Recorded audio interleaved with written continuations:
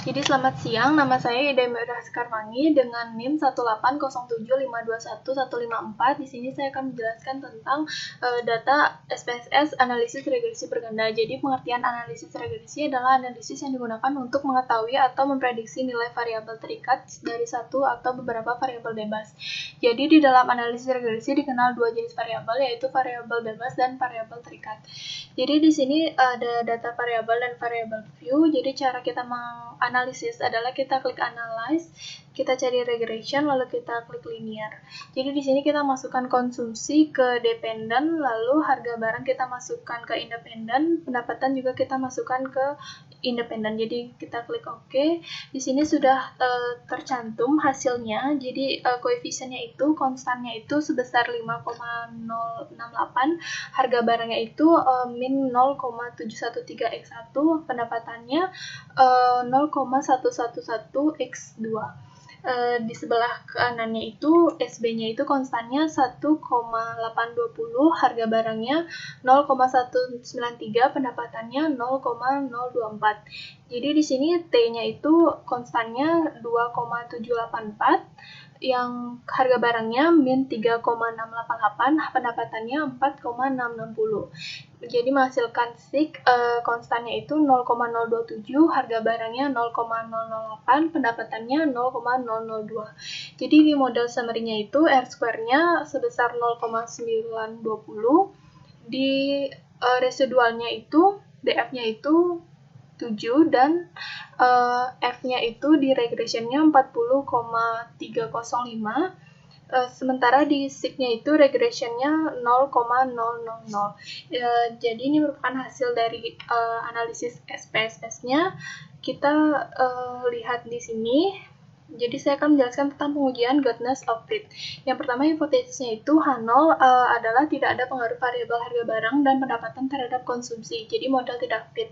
H1-nya ada pengaruh variabel harga barang dan pendapatan terhadap konsumsi. Jadi modelnya fit. Taraf nyatanya sebesar 0,05. Jadi kriteria keputusannya H0 ditolak jika SIG uji F lebih kecil dari 0,05. Jadi hasil analisisnya itu berdasarkan analisis didapat nilai F hitung sebesar 40,305 dengan signifikansi sebesar 0,000. Kesimpulannya, karena nilai signifikansi uji F sebesar 0,000 lebih kecil dari 0,05, maka H0 ditolak dan H1 diterima yang menyatakan bahwa model telah fit. Variabel harga barang dan pendapatan tetap digunakan untuk mempengaruhi konsumsi. Besarnya pengaruh kedua variabel tersebut ditunjukkan oleh nilai R square sebesar 0,92. Hal ini berarti 92% perubahan nilai konsumsi ditentukan oleh harga dan pendapatan, sedangkan sisanya 8% ditentukan oleh variabel di luar model.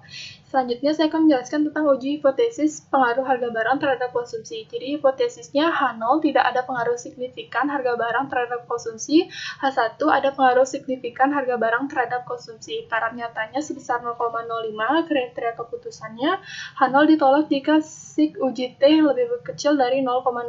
Jadi hasil analisisnya berdasarkan analisis didapat, nilai T hitung sebesar min 3,688 maksud saya dengan signifikansi sebesar 0,008. Jadi kesimpulannya, karena nilai signifikansi uji T sebesar 0,008 lebih kecil dari 0,05, maka H0 ditolak dengan H1 diterima dengan menyatakan bahwa ada pengaruh signifikan variabel harga barang terhadap konsumsi.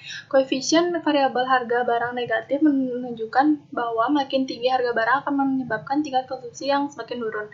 Jadi makna koefisien regresi konstanta sebesar 5,068 memiliki arti jika nilai harga barang dan pendapatan adalah konstan atau tetap, maka konsumsi akan tetap terjadi sebesar 5,068 kilo. Yang kedua, koefisien variabel harga barang X1 sebesar min 0,713 mengandung arti apabila harga barang naik sebesar 1000 dengan asumsi pendapatan konstan, maka konsumsi akan menurun sebesar 0,713 kilo.